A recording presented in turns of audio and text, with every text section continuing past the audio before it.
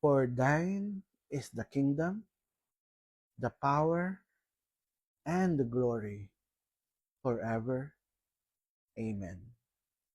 Napakaganda po ng dasal na ito at mababasa natin ito sa Mateo 6:13.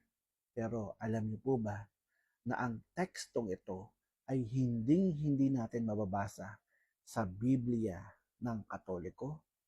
Lalong-lalo nang hindi natin ito mababasa sa original text ng Latin Vulgate at Septuagint. Alam nyo kung saan nyo lang ito mababasa? Sa Biblia ng King James Version, ang Biblia ng mga Protestante. Ang grupo ng nagbawas ng libro sa Biblia at nagdagdag pa ng teksto.